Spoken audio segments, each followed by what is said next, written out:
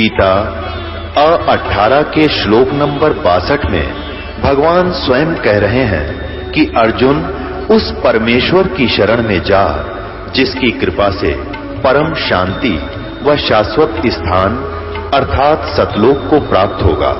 वो परमेश्वर कौन है, कहां है, कैसा है, जानने के लिए कृपया अवश्य सुनिए जगत गुरु तत्वदर्शी संत रामपाल जी महाराज के अमृत वचन।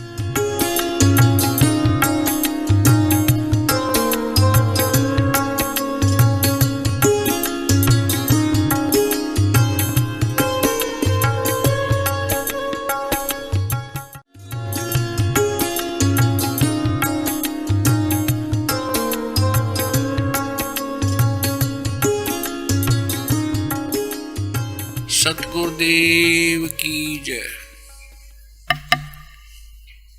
सर्वसंग से प्रार्थना है, सत्संग प्रारंभ हो रहा है। कृपया सत्संग स्थल पर शांतिपूर्वक विराजमान होकर के श्रद्धा से सत्संग सुने। परमेश्वर की प्यारी आत्माओं से पुनर्निवेदन है, सत्संग प्रारंभ हो रहा है। कृपया सत्संग स्थल पर शांतिपूर्वक विराजमान होकर के श्रद्धा से सत्संग सुने। सत सही सतगुरुदेव की जय। बंदी छोड़ कबीर परमेश्वर जी की जय। स्वामी रामदेवानंद जी गुरु महाराज जी की जय हो।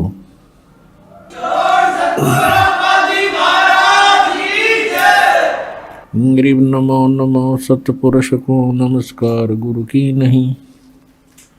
सुर नर मुनि जन साधुआं संतों सर्वस्ती नहीं। सतगुरु साहेब संत सब डंडो तुम प्रणाम। आगे पीछे मध हुए तिनको जा कुर्बान। नराकार निर्विषम काल जाल वैभंजनम निर्लेपम निज निर्गुणम अकल अनुबेशंदनम। सोहम सुरति समापतम सकल समाना निर्तल। उज्ज्वल हिरंबर हरदमम बेपरवा अथवा है वार पार निमज्जतम।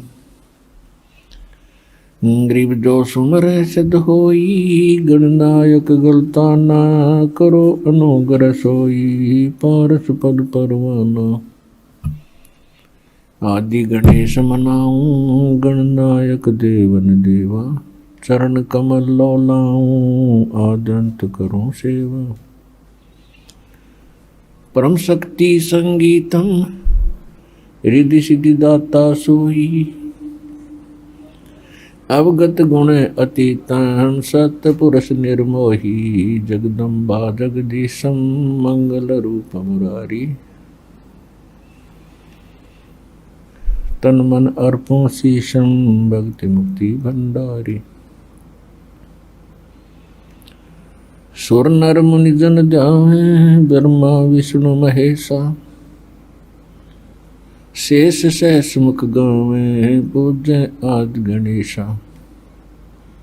इंद्र कुबेर सरीखा वरुण धर्म राय धावे। समर्थ जीवन जी का मन इच्छा फल पावे। 33 कोटि अधारा दावे शेष 88। उतरे बहु जल पारा कट है यम की फांसी। 33 कोटि अधारा दावे शेष 88। उतरे बहु जल पारा कट है यम की फांसी। कर जोरों विनती करूं डरूं चरण पर शीश। गुरु जी रामदेवानंद जी महाराज ने दियो नाम बख्शीश। कोटि कोटि सिजदा करूं कोटि कोटि प्रणाम। चरण कमल में राखियो में बांधी जाम गुलाम। कुत्ता हूँ गुरुदेव का रामपाल दास का नाम। गले प्रेम की जेवड़ी जहाँ खेचो वहाँ जाऊं, तो करो तो बावड़ू, दूर दूर करो तो जाऊं, जो राखो तो ही रहूं, जो देवो सो पाऊं।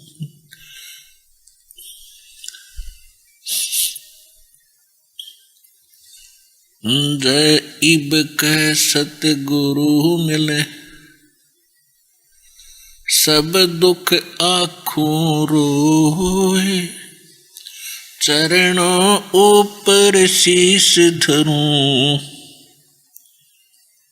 कहूं जो कहनी हो।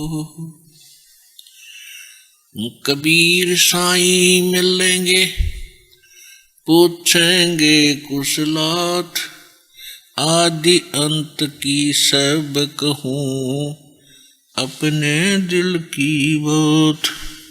गुरु जी तुम ना भूलियो, चाहे लाख लोग मिल जाही, हमसे तुमको बहुत है,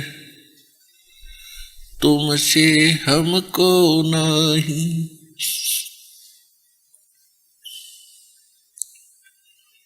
परम पिता परमात्मा पूर्ण ब्रह्म सारी सृष्टि के रचनहार कबीर परमेश्वर जी की असीम रजा से आप सभी पुण्यात्माएं सत्संग सुनने के लिए उपस्थित हुए। सकल पदार्थ है जगमाही, और भाग्य बिना नर पावत नाही। आप बहुत ही पुण्यकर्मी प्राणी हैं, जो परमात्मा के इतने कृपा पात्र हो कि आपको वो अनमोल ज्ञान और अनमोल मंत्र,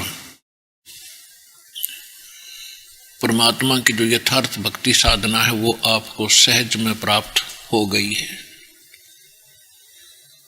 परमात्मा की तरफ, परमात्मा के पाने की उमंग में ना जाने कितने श्रद्धालु बहुत ही असंख्य जन्मों से प्रयत्न कर रहे हैं।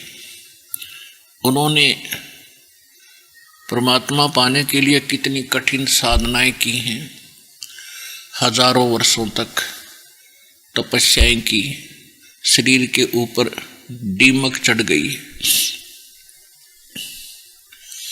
और भी बहुत से प्रयत्न उन्होंने किए। जैसा भी उनको किसी नीम हकीम गुरु ने जो भी साधना मंत्र बताया उसका भी बहुत जाप किया, लेकिन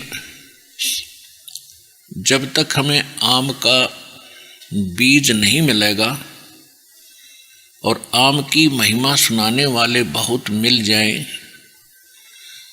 और वो बीज देते हैं बबूल का, किक्कर का, तो किक्कर बीज का और उसकी कितनी सेवा श्रद्धा से करो, आम नहीं लगेंगे, किक्कर के बीज के कांटे ही प्राप्त होंगे। और आम बीज करके फिर उसी तरह लगन से, उसी श्रद्धा से आप उसकी सेवा सेवन करोगे, उसकी सिंचाई करोगे, सुरक्षा रखोगे, तो आम के बीज से उत्पन्न पौधे से पेड़ बनेगा, पेड़ के फिर आम ही लगेंगे। तो आपको वो आम का बीज मिल गया, वो यथार्थ भक्ति विधि मंत्र मिल गए। अब आप जी को चाहिए इसको बड़ा संभाल के रखना। जैसे माता गर्भ को रखे यत्न बनाए, ठेस लगे तो छिन्न हो, तेरी ऐसे भक्ति जावे। पुण्यात्माओं, आपको जब इस मंत्र की महिमा का और इसकी कीमत का पता चलेगा, आप इतने सतर्क हो जाओगे जैसे किसी बहन बेटी को बहुत ही समय उपरांत या वैसे भी गर्भ रह जाता है तो फिर उसके प्रति वो कितनी सतर्क होती है। और बड़ी बूढ़ियां भी उसको बताती हैं, बेटा ऐसे ना करना, ऐसी वस्तु ना खाना, ऐसे सावधानी से कदम रखना ताकि तेरा बच्चा खराब ना हो। और वो भी रात्रि के समय भी जब नींद के अंदर होती है, कभी करवट बदलती है और एकदम झटके से वो सावधान होती है, कहीं मेरे बालक पर दाब ना गिरगी हो और कहीं खराब ना हो जाए, क्योंकि वो उसकी कीमत से वो परिचित है। इसी प्रकार ये भक्ति रूपी आज बीज आपके आत्मा में डला है, जिस दिन आपने नाम ले लिया। अब ये भक्ति रूपी गर्भ आपके अंदर प्रारंभ हो गया है, इसको सफल करके इस लाल को पूरा करो और आपका मोक्ष होगा। धन जननी धन भूमि धन, धन नगरी धन देश, धन करणी धन कुल धन, जहाँ साधु परवेश। आदरणीय गरीबदास साहिब जी को परमात्मा मिले थे स्वयं, उनको सचखंड सतलोक लेकर गए थे, जो अपना मूल स्थान है, जहां सर्व सुख है, कोई दुख नहीं, वहां ना वृद्ध अवस्था है ना मृत्यु है, वहां सदा युवा रहते हैं, कोई काम नहीं। वो सुख आपको वहां प्राप्त होगा जिसकी खोज आप इस 21 ब्रह्मांड की काल की जेल में खोज रहे हो। यहाँ पर प्रत्येक वस्तु का अभाव बना ही रहता है, कोई ना कोई चीज का अभाव यहाँ बना ही रहता है, और वहाँ किसी वस्तु का अभाव नहीं है। तो आदरणीय गरीबदास साहिब जी को परमात्मा उस स्थान पर लेकर गए, वहां से वापस छोड़ा, अपने से परिचित करा, यथार्थ ज्ञान उनको दिया, उनका ज्ञान योग खोल दिया। उसके बाद आदरणीय गरीबदास साहिब जी ने परमात्मा से प्राप्त उस ज्ञान को हमारे लिए कैसे वर्णित किया है। धन जननी धन भूमि धन, धन नगरी धन देश, धन करणी धन कुल धन, जहाँ साधु परवेश। गरीब संत सुरसरी चलत है, मारू देश बहंत, बागड़ मंज बिलास हो, ऐसे नदी सुरसरी संत।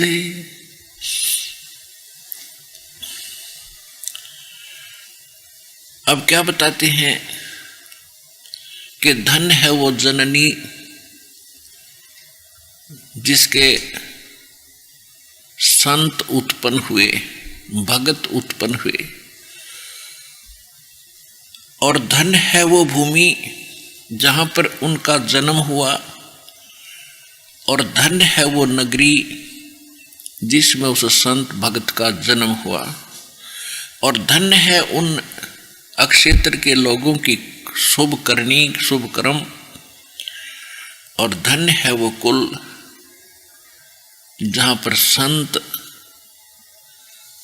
प्रगट हुए, प्रवेश हुए। एक तो वो स्थान धन्य है जहाँ संत का जन्म हुआ, और वो माँ धन्य है जिससे जन्म हुआ, और फिर वो स्थान धन्य है जहाँ संत पहुँचते हैं, अपना सत्संग प्रचार करते हैं, और धन्य है वो भक्त जो उस संत की शरण ग्रहण करते हैं। तो क्या बताते हैं कि जैसे बागड़ देश में, बागड़ देश उसको कहते हैं जहां पर कोई सिंचाई साधन ना हो किसी प्रकार का भी, तो वहां के व्यक्तियों का जो जीवन स्तर होता है वो बहुत ही कमजोर और बड़े निर्धन होते हैं। और उस बागड़ क्षेत्र में यदि नहर पहुंच जाती है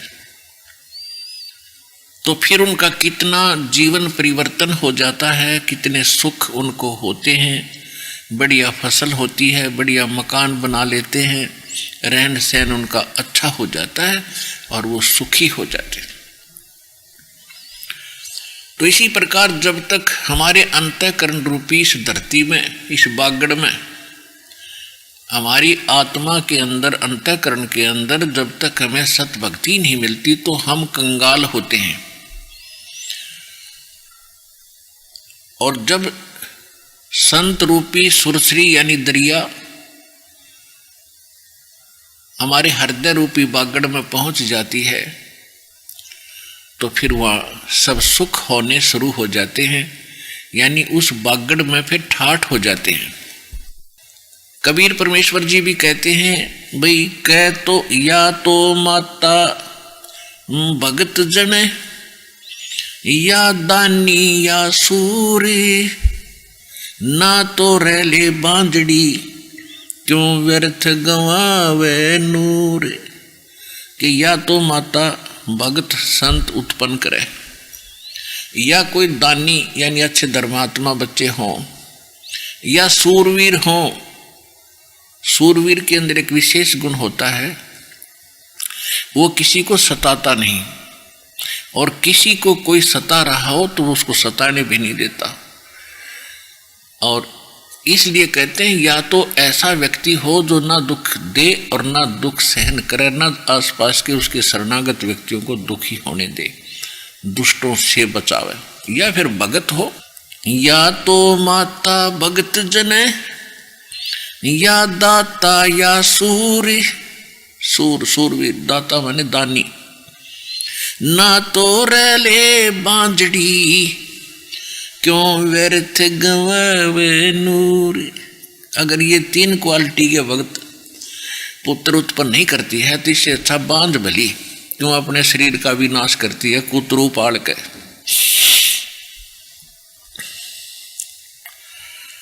धन जननी धन भूमि धन्य, धन नगरी धन देश, धन करणी धन कुल धन, जहाँ संत परवेश। जहाँ संत आते हैं धन्य है वो जननी, जिनसे उन भक्तों का जन्म हुआ, जिनके लिए वो संत वहाँ पहुँच गए उनके घर पे, उनके क्षेत्र में। और धन्य है वो भूमि, धन्य है वो देश, पूरा देश।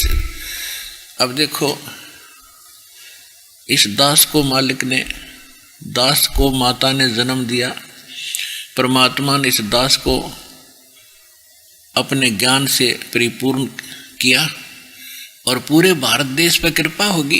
कहाँ कहाँ से पुण्यात्मा परमात्मा के बच्चे आकर लाभ उठा रहे हैं। कहते धन जननी धन भूमि धन, धन नगरी धन देश। नगरी धन्य और सारा देश धन्य। अब विदेश वाले तो बहुत बाद में नंबर आओगा, तब तक तो आप ढेर सारे पुण्य कमा चुके होंगे। तो इस नगरी पर, इस देश पर कितनी कृपा है।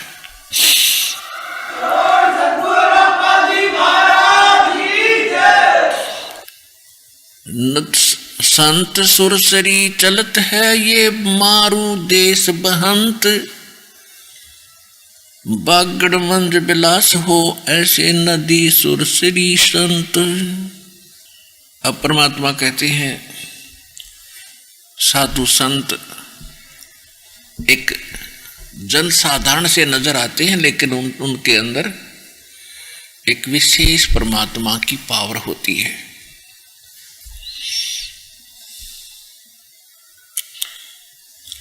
कहते हैं अकल अलूणे दीखते ये सर्व अकल के मूल, सदा रटे हरि नाम को ये झूले अनहद झूले। अपने आत्माओं जैसे आज संसार के व्यक्ति सिर्फ ये बात जानते हैं कि काम करो और अपना जो काम नहीं करते, और सत्संग वगैरह में जाते हैं, दो दो तीन तीन दिन लगा कर आते हैं, तो उनको मूर्ख समझते हैं। तो उसके विषय में सूक्ष्म वेद में बताया है कि अकल अलूणे दीखते। अकल अलूड़े बिना अकल के, यानी मूर्ख नजर आते हैं साधु संत भक्त समाज के लोगों को। उसके विषय में क्या बताया है कि अकल अलूणे दीखते, ये सर्व अकल के मूल, और ये सदा रटे हरि नाम को, ये झूले अनहद झूल। समाज को तो भक्त कति मूर्ख दिखे और भगत ने समाज मूर्ख दिखे, क्योंकि वो कर क्या रहा है, जिस कोठी बंगले और कार परिवार के लिए वो सारा जीवन न्यौछावर कर देता है और सारा जोड़ा जाड़ा यहीं रह जाता है, 1 मिनट में मृत्यु हो जाती है। और अगले जन्म में उसके साथ क्या होगा, पशु पक्षी की योनियां भोगेगा, उन जोनियों में जाएगा। तो भक्तों को वो इसलिए अनजान दिखाई देते हैं समाज के लोग, जगत के व्यक्ति, कि ये तो अपना जीवन व्यर्थ कर रहे हैं। और उनको केवल हम बुरे इसलिए अच्छे नहीं लगते, मूर्ख दिखाई देते हैं कि ये कामना करते, धंधा नहीं करते, खाओगे कहाँ से। तो ये उनकी अपनी सोच है और अध्यात्म मार्ग इसके विपरीत है। आप काम भी करते हो, ऐसा थोड़ा काम नहीं करते, लेकिन इस काम के साथ साथ परमात्मा का नाम गणा जरूरी था, जो जगत नहीं कर रहा, इसलिए वो अनजान है। तो यहां परमात्मा कह रहे हैं कि अकल अलूणे दीखते, ये सर्व अकल के मूल। ये तो सब जो अकल अलूणे, जिनमें जो दिखाए अकल नहीं है, इनमें मूर्ख है। ये कहते ये न तो सर्व अकल प्राप्त है, ये तो बहुत विद्वान और बुद्धिमान व्यक्ति हैं जो परमात्मा की भक्ति कर रहे हैं। अब फिर परमात्मा बताते हैं कि वो साध जो नकली हैं, भक्ति भी करते हैं, संत हैं, वो नकली गलत साधना करते हैं, गलत मंत्र देते हैं, गुमराह किए बैठे हैं भक्तों को, उनके विषय में बता रहे हैं कि जो तुम बाह्य आडंबर करके जनता में एक भगत बने दिखाई देते हो, किसी ने माला पहन रखी है, किसी ने तलक लगा रखे हैं, किसी ने मूंड मंडवा रखा, किसी ने बड़ी बड़ी जटाएं बढ़ा रखी हैं, तो उसमें उसके विषय में कहा कि भक्ति करने से बात बनेगी, ये लोग दिखावा करने से परमात्मा प्राप्ति नहीं होगी। कहते कंठी माला सुमरनी, ये सभी सिलसिला मेट, कन फूका गुरुआ मिले, जो जम मारी फेंट। कंठी माला सुमरनी, भाई पैरे से क्या हो, ऊपर डूंडा साधु का और अंतर राख्या खो। ये कंठी माला टिक्की बिंदी लाख है और न दिखा बड़ा साधु संत भगत होगा। कहते हैं ऊपर ते डूंडा साध का और बड़ा महापुरुष दिखाई देता है, और सत भक्ति है नहीं, तो अंदर भक्ति का नाश करे बैठा है। तो क्या बताते हैं, केले की कोपीन है और फूल पान फल खाही, नर का मुख नहीं देखते जो बसते निकट ना जाही। वो जंगल के रोज हैं जो मनुष्यों बिद के जाही, निष्दिन फिरो उजाड़ में नो परमात्मा पावे नाही। एक समय एक व्यक्ति कह रहा था कि मैं एक बार हरिद्वार से आगे ऋषिकेश पहुंच गया और उससे भी आगे एक जंगल में चला गया। बहुत से भक्त और भी व्यक्ति जा रहे थे,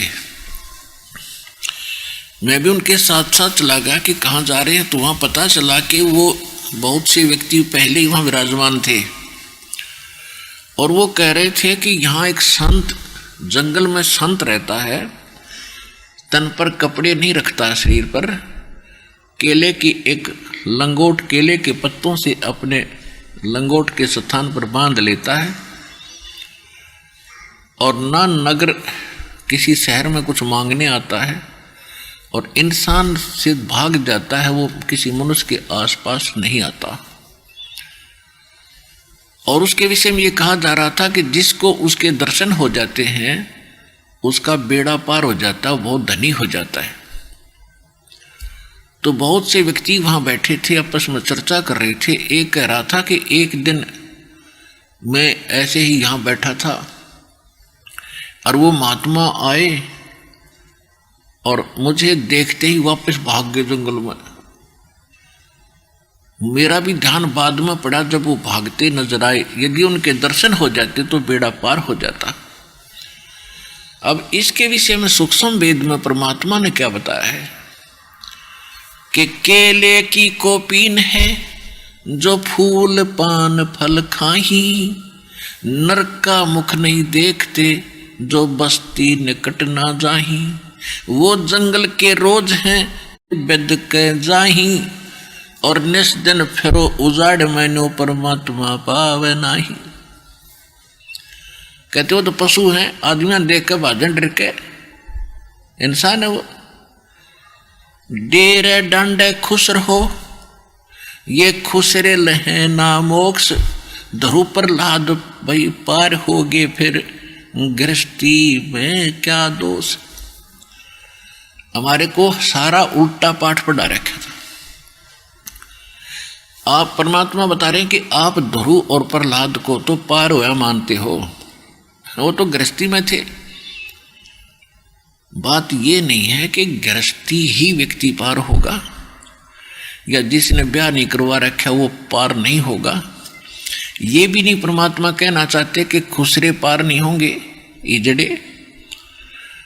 अब क्या बताते हैं कि डेरे डंडे खुश रहो, अपने गृहस्थी में खुश रहो, और खुसरे लहना मोक्ष।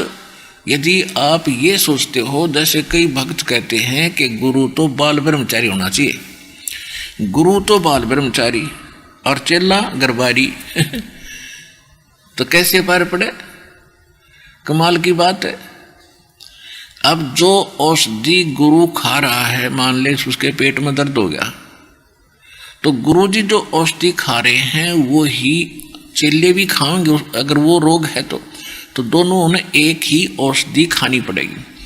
तो इसी प्रकार जो साधना गुरु मान ले ब्रह्मचारी भी है तो कोई बड़ी बात नहीं, अच्छी बात है, लेकिन मोक्ष होगा वो सच्चे भक्ति से।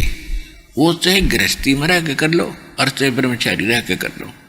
और कहते हैं यदि तुम नो सोचो हो कि ब्रह्मचारी ही मोक्ष प्राप्त करेंगे तो खुसरे इजड़े तो जन्म जात ब्रह्मचारी है वह, फिर वो तो तुम तो पहले पार हो जाते, तुम्हारे गुरु से ही पहले पार होंगे। तो दुराचार बुरा बताया है, मन में दोष और किसी बहन बेटी की तरफ बुरी नजर, ये बहुत पाप का काम है। बाकी अपना कहते हैं डेरे डंडे खुश रहो, जैसा भगवान ने व्यवस्था कर रखी वैसे रहो और पार हो जाओगे। तो यहां बता रहे हैं कि कंठी माला सो, फिर कहते हैं डंब करें डूंगर चढ़े अंतर झीनी झूल, जग जाने बंदगी करें ये बोवे सूल बबूल। अब हमने ज्ञान तो था नहीं, हम कोई साधु संत को देख लेते और वो डोंगी थोड़े से ऊंचे स्थान पर बैठा करे, सब ने दिख जानो हाँ साधु बैठा है चमटा गाड़े। तो श्रद्धालु तो भगवान की तलाश में होते ही वहां पहुंच जाते हैं, उन्हें चढ़ावा मत्था टेकें, दूधों के लोटे ले जावें। तो परमात्मा इसके विषय में कह रहे हैं कि डंब माने पाखंड करते हैं लोग, दिखावा। डंब करें डूंगर चढ़े, ऊंचे स्थान पर बैठेंगे, और अंतर झीनी झूल, अंदर कुछ है नहीं, उसके पास भक्ति नहीं। और दुनिया ये समझते हैं जग जाने बंदगी करे, दुनिया ने सोचे बड़ा भगत है वो तो वो है सूल बबूल, क्योंकि साधना ठीक नहीं, अपने कर्म बिगाड़ रहा है, अपना जीवन नाश कर रहा है। अब परमात्मा बताना चाहते हैं कि जब तक आप सत भक्ति नहीं करोगे तो आपका जीवन व्यर्थ हो जाएगा। बिन उपदेश अचंभ है ये क्यों जीवत है प्राण, भक्ति बिना काठोर है ये नर नाही पाषाण। क्या बताना चाहते हैं परमात्मा?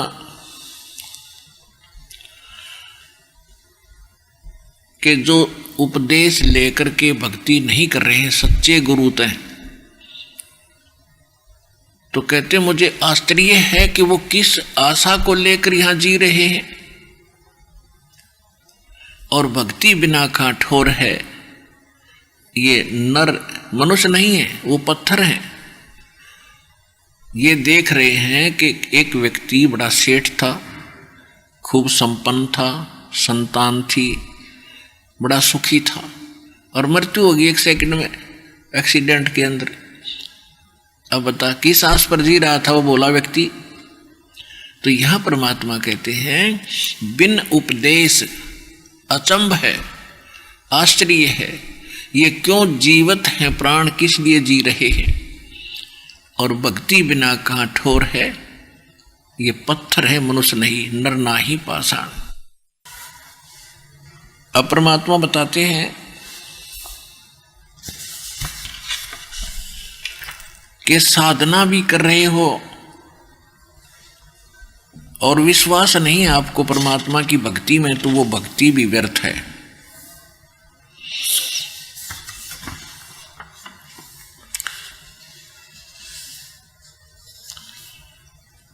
एक समय ये दास जब इस नाम से लगा नहीं था, तो हम भक्ति तो करते ही थे, क्योंकि पिछले संस्कार गणे अच्छे थे। भक्ति हम करते थे। कैसी करते थे? जैसे श्री राम को भगवान मान लिया, श्री कृष्ण को भगवान मान लिया, विष्णु जी के हम पूरे पुजारी थे। उसके साथ साथ अपनी घरेलू साधनाएं बाबा श्याम जी की वो अलग से करते थे। राजस्थान के अंदर सालासर जाते थे उस पत्थर पर मत्था घिसाने के लिए, तो लगन बहुत थी। अब पता चला कि वो रास्ता ना होने से, ठीक रास्ता ना मिलने से हम लोक वेद के आधार से साधना कर रहे थे। तो कबीर परमेश्वर जी कहते हैं, हमें समझाने के लिए बताना चाहते हैं कि पीछे लग गया जाऊं था मैं लोक वेद के साथ, रास्ते में सतगुरु मिले भाई दीपक दे दिया हाथ। लोक वेद का अर्थ होता दंत कथा, सुनी सुनाया ज्ञान, अक्षेत्रीय ज्ञान। जो यथार्थ ना हो उसको लोक वेद कहते हैं। जैसे लोक वेद था कि ब्रह्मा विष्णु महेश सर्वेश्वर हैं, सब इनके कोई माता पिता नहीं। और विष्णु जी की भक्ति करने से पूर्ण मोक्ष प्राप्त होता है। यही सब कार्य करते हैं, यही संसार की उत्पत्ति करते हैं, यही रुद्र रूप धार कर संहार करते हैं, यही ब्रह्मा रूप धार कर जो है उत्पत्ति करते हैं, विष्णु रूप में ये पालन करते हैं। सबके यही सृजनहार हैं।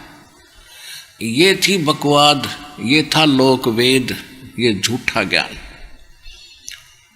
अब इनकी जीवनी से पता चला ये नासवान है, इनकी जन्म मृत्यु होती है, ये सर्वेश्वर नहीं है।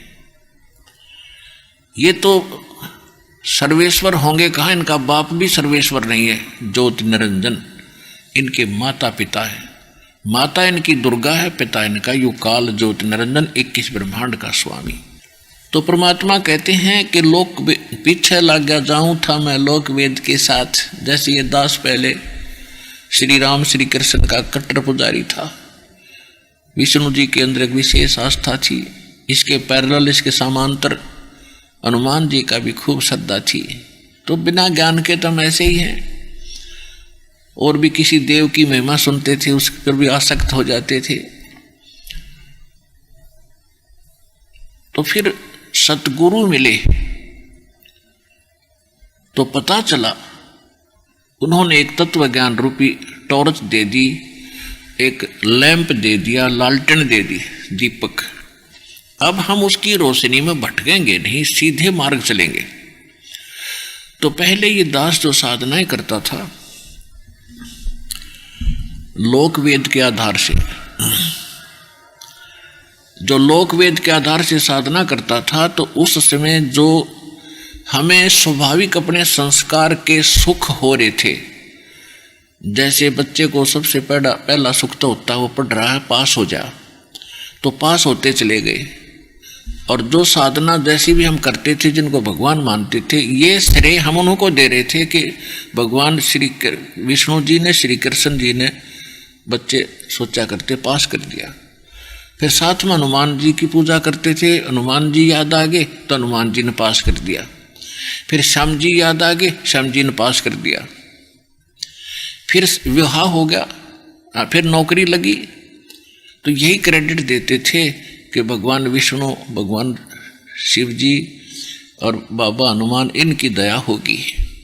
फिर विवाह हो गया, संतान हुई, बेटा बेटी होगी, तो ये भी श्रेय हम इन्हीं को दे रहे थे कि इन्होंने मौज कर दी। अब पता चला तत्वज्ञान की रोशनी से कि ये तो हमारा पूर्व संस्कार, पिछले जन्म के जो मस्तिष्क में लिखी हुई थी वही उपलब्ध हो रही थी, और जो साधना हम कर रहे थे वह साधना ही नहीं थी, वह शास्त्र विरुद्ध साधना थी, जिस कारण से उससे कोई सुख होने वाला था ही नहीं। गीता अध्याय नंबर 16 के श्लोक 23-24 में कहा कि शास्त्र विधि को त्याग कर जो मनमाना आचरण करते हैं, उनको न तो कोई सुख होता है, न उनको कोई सिद्धि प्राप्त होती है, और न ही उनकी परम गति होती है, यूजलेस। फिर ये भी साथ में कहा है कि 24वें श्लोक में कि इससे तेरे लिए अर्जुन कर्तव्य और अकर्तव्य की व्यवस्था में सदग्रंथ ही प्रमाण है। किसी के लोक वेद पर दंत कथा पर आश्रित ना होना, जो सदग्रंथों में लिखा वो फाइनल मानना। हमारे सदग्रंथों में से कौन से सदग्रंथ प्रमाणित हैं? प्रथम तो सूक्ष्म वेद है। उस सूक्ष्म वेद को हम समझ नहीं सके क्योंकि वो सिंपल लैंग्वेज में था, साधारण भाषा में। परमेश्वर कबीर जी के द्वारा दिया हुआ कबीर वाणी, कबीर सागर, कबीर बीजक, ये परमात्मा का सूक्ष्म वेद है। उसके साथ साथ जिन महापुरुषों को परमात्मा मिले, उन महापुरुषों का अनुभव की वाणी जो आंखों देखा, वो सूक्ष्म वेद का अंश है। ये तो प्रथम है। उसके बाद चारों वेद ये प्रमाणित सदग्रंथ है भक्ति मार्ग के, और फिर श्रीमद् भगवत गीता। अब श्रीमद् भगवत गीता एक निष्कर्ष चारों वेदों का, वेदों को समझना बड़ा कठिन है, और श्रीमद् भगवत गीता एक सार रूप में दे रखी है, इन सभी सदग्रंथों का निष्कर्ष है। और कोड वर्ड ज़्यादा है, क्योंकि किसी बहुत बड़े विवरण को और थोड़े में किया जाएगा तो उसमें सांकेतिक शब्द बहुत लिखने पड़ते हैं। तो श्रीमद् भगवत गीता में कोड वर्ड, सांकेतिक शब्द बहुत घने हैं। तो श्रीमद् भगवत गीता में जो साधना वर्णित है, और जो फिर उसमें ये कहा है कि ये मैं जो बता रहा हूं ये कंप्लीट नहीं है। चौथे अध्याय के 32वें श्लोक में बताया है कि यज्ञों की विस्तार के साथ जानकारी, यज्ञ माने धार्मिक अनुष्ठानों की, धार्मिक साधनाओं की जानकारी सच्चिदानंद घन ब्रह्म की वाणी में ब्रह्मणे मुखे। यहाँ ब्रह्मणे मुखे का अर्थ अनुवादकर्ताओं ने गलत कर रखा है। चौथे अध्याय के 32वें श्लोक में उन्होंने ब्रह्मणे मुखे का अर्थ लिख दिया वेद की वाणी में। वेद की वाणी तो बोली जा रही है, ब्रह्मणे मुखे का अर्थ है गीता अध्याय नंबर 17 के श्लोक 23 में इन्होंने ब्रह्मणे का अर्थ किया है खुद सच्चिदानंद घन ब्रह्म, यानी पूर्ण परमात्मा, परम अक्षर ब्रह्म। 7वें अध्याय के 29वें श्लोक में गीता ज्ञानदाता कहता है कि अर्जुन, जो जरा और मन से छूटने के लिए, जरा माने वृद्धावस्था के कष्ट से, मरण माने मृत्यु से, इस कष्ट से छूटने के लिए जो प्रयत्नशील हैं, जो साधना करते हैं, संसार की किसी वस्तु की इच्छा नहीं रखते, वो तत्ब्रह्म से और सारे अध्यात्म से और सब कर्मों से परिचित है। तो 8वें अध्याय के प्रथम मंत्र में अर्जुन ने पूछा तो किम तत्ब्रह्म, वो तत्ब्रह्म क्या है? 8वें अध्याय के गीता के 3रे श्लोक में कहा कि वो परम अक्षर ब्रह्म है। तो वो परम अक्षर ब्रह्म जो है गीता ज्ञानदाता से अन्य है, वो श्रेष्ठ परमात्मा है। तो चौथे अध्याय के 32वें श्लोक में जो सच्चिदानंद घन ब्रह्म ब्रह्म ने मुखे कहा है, वो सच्चिदानंद घन ब्रह्म उस परम अक्षर ब्रह्म की के विषय में बताया कि उसने जो अपने मुख कमल से वाणी बोली है, वो सच्चिदानंद घन ब्रह्म यानी परम अक्षर ब्रह्म की वाणी है, वो पूर्ण परमात्मा के मुख से बोली गई वाणी है, उसमें विस्तार के साथ कहे गए हैं। तो गीता ज्ञानदाता कह रहा है कि पूरी विस्तृत जानकारी भक्ति मार्ग की तो वो उस तत्व ज्ञान में है जो परमात्मा स्वयं आकर अपने मुख से बोलता है। और गीता अध्याय नंबर 4 के श्लोक नंबर 34 में कहा कि उस तत्व ज्ञान को जो भगवान खुद आकर बोलता है, एक लीला करके चले जाते हैं, उसके बाद उससे परिचित कोई तत्वदर्शी संत मिले, उससे जाकर वो तत्व ज्ञान पूछ, मैं नहीं जानता उस पूर्ण परमात्मा की यानी पूर्ण मोक्ष के मार्ग को मैं नहीं जानता, फिर भी वो अपने सतर का और सांकेतिक उस परमात्मा का भी वर्णन कर रहा है। 8वें अध्याय के 5 और 7 मंत्र में गीता ज्ञानदाता कहता कि मेरी भक्ति कर, मुझे ही प्राप्त होगा, और युद्ध भी कर। 8वें अध्याय के 8, 9, 10 में कहा है कि तो मेरी 8वें अध्याय के 5 और 7 में कहा कि मेरी भक्ति कर, युद्ध भी कर, मुझे ही प्राप्त होगा, तो डोंट वरी, चिंता मत कर। 8वें अध्याय के 8, 9, 10 में कहा है कि उस सच्चिदानंद घन ब्रह्म की जो भक्ति करता है, उसकी साधना और मंत्र उस तत्वदर्शी संत से मिलेंगे, वो फिर वो भक्ति के बल से, भक्ति की शक्ति से उसके पास पहुंच जाता है। अपने विषय में कहता है कि मेरी भक्ति करेगा तो जन्म मरण तेरे भी रहेंगे, मेरे भी रहेंगे। गीता अध्याय नंबर 2 के श्लोक नंबर 10 में, गीता अध्याय नंबर 2 के श्लोक नंबर 12 में, और गीता अध्याय नंबर 4 के श्लोक नंबर 5 और 9 में, गीता अध्याय नंबर 10 के श्लोक नंबर 2 में यह स्पष्ट करता है कि अर्जुन, तेरे और मेरे बहुत जन्म हो चुके, तू नहीं जानता, मैं जानता हूं, और मेरी उत्पत्ति हुई है, मेरा जन्म हुआ है, मेरे जन्म को कोई नहीं जानते, क्योंकि यहाँ के जितने भी प्राणी मेरे अंतर्गत हैं वो मुझसे ही जन्मे हैं। फिर गीता फिर ये कहता है मेरी भक्ति करेगा, जन्म मरण तेरा भी रहेगा और मेरा भी रहेगा। गीता अध्याय नंबर 15 के श्लोक नंबर 1 से 4 में कहा है कि तत्वदर्शी संत की पहचान बताई है कि उल्टे लटके हुए संसार रूपी वृक्ष के सभी विभाग जो बता देता है, ये पहचान है उस संत की कि वो तत्वदर्शी संत है। और 600 वर्ष पहले परमात्मा ने अपने सूक्ष्म वेद में तत्व ज्ञान में कहा था, अक्षर पुरुष एक पेड़ है, सरपुरुष वाकी डार, ज्योत निरंजन, और तीनों देवा शाखा हैं, ये पात रूप संसार। तो परमात्मा स्वयं तत्वदर्शी संत की भूमिका करते हैं और तत्व ज्ञान बोलकर चले जाते हैं। उसके बाद इस दास पर कृपा करी है उस तत्वदर्शी संत बनाने की, और आज इस दास ने वो सभी उल्टे लटके संसार रूपी वृक्ष के विभाग सार्वजनिक किए हैं। तो ये दास वर्तमान में एक तत्वदर्शी संत है इस विश्व में, और दूसरा है नहीं, ये भ्रम मानना पड़ता। अब कई कहते हैं कि अपनी बड़ाई करते हैं वो संत नहीं होते। पुण्यात्मा बड़ाई तो होती है बकवाद करना, और सच्चाई कहना बड़ाई नहीं होती। जैसे 1000 के नोट पर लिखा हुआ है कि मैं 1000 रुपये, मुझे जो प्राप्त करेगा उसको 1000 रुपये दूंगा, क्या वो बड़ाई कर रहा है? वहाँ सच्चाई लिखी है, ये 1000 रुपये आपको देगा ही देगा। इसी तरह समझ लेना। तो कहने का भाव ये है कि उसमें कहा है कि तत्वदर्शी संत वो होगा जो सभी विभागों को बता देगा इस उल्टे लटके हुए संसार रूपी वृक्ष के। फिर कहा है कि उस तत्वदर्शी संत के मिल जाने के पश्चात उस तत्व ज्ञान रूपी शस्त्र के द्वारा इस अज्ञान ने काट के, अज्ञान को काटकर उसके पश्चात यानी इस तत्व ज्ञान को ढंग से समझकर अज्ञान हट जाएगा तेरा। उसके पश्चात परमेश्वर के उस परम पद की खोज करनी चाहिए जहाँ जाने के बाद फिर लौटकर कभी संसार में नहीं आते। और जिस परमेश्वर ने सब ब्रह्मांडों की रचना की है, संसार रूपी वृक्ष जिससे विस्तार को प्राप्त हुआ है, केवल उसी की भक्ति कर, अपनी भक्ति को भी मना कर रहा है। अब प्रसंग ये चल रहा है कि भक्ति भी करते हैं और भक्ति गलत भी करते हैं, शास्त्र विदिता कर मनमाना आचरण भी करते हैं, तो वो भी व्यर्थ है। तो हम उनके लिए सदग्रंथ ही प्रमाणिक हैं। तो प्रमाणित सदग्रंथों में दास आपको बता रहा है कि हमारी श्रीमद् भगवत गीता हमें कौन सा संदेश दे रही है।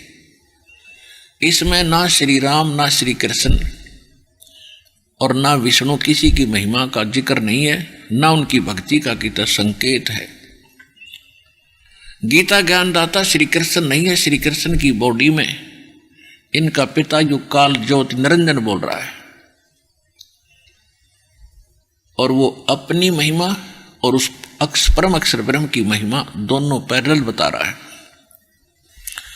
अपनी अक्षमता भी बता रहा है, अपनी स्थिति भी बता रहा है कि मेरी जन्म मृत्यु रहेगी, मेरे उपासक की भी रहेगी, और यदि तुझे पूर्ण मोक्ष चाहिए तो उस परम अक्षर ब्रह्म की शरण में जा। गीता अध्याय नंबर 18 के श्लोक नंबर 62 में कहा कि अर्जुन, तू सर्वभाव से उस परमेश्वर की शरण में जा, जिसके विषय में 8वें अध्याय के 30वें श्लोक में कहा है कि वो परम अक्षर ब्रह्म है जो गीता ज्ञान दाता से अन्य है।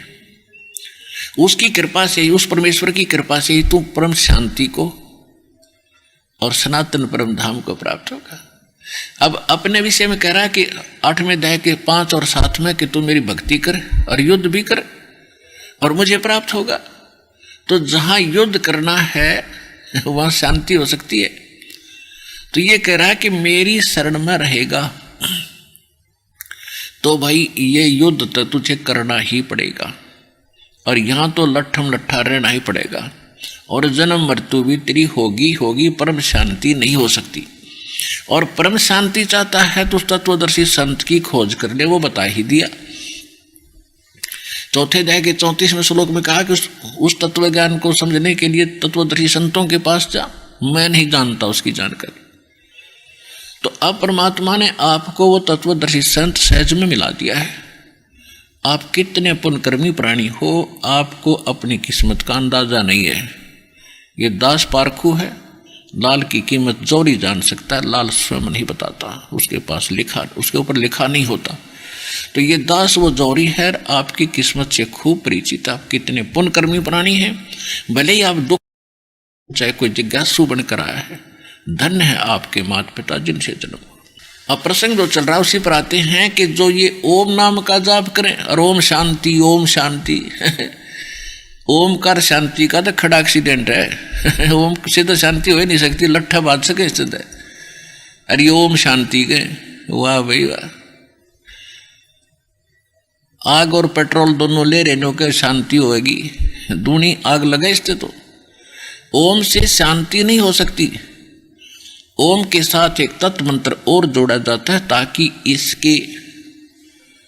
इसके अवगुणों को कंट्रोल रखता है। वो अकेले ओम के जाप से लाभ नहीं होगा, वो होगा तो गलत ही होगा। आपको लाभ दिखाई देगा, जैसे ऋषियों ने ओम नाम का जाप किया और सिद्धियां आ गई, एक वचन से पता नहीं क्या क्या उद्मस्तार दें। तो उन्होंने सोचा त्यू था बहुत कुछ पा लिया हमने ओम के नाम से, वो तो आग लगा दी, ये तो शांति हो ही नहीं सकती, कर्म बिगाड़ लिए तुमने। तो इसके साथ इसलिए इस तत्व मंत्र का संयोग मालिक ने किया है कि ये फिर बकवाद नहीं करेगा।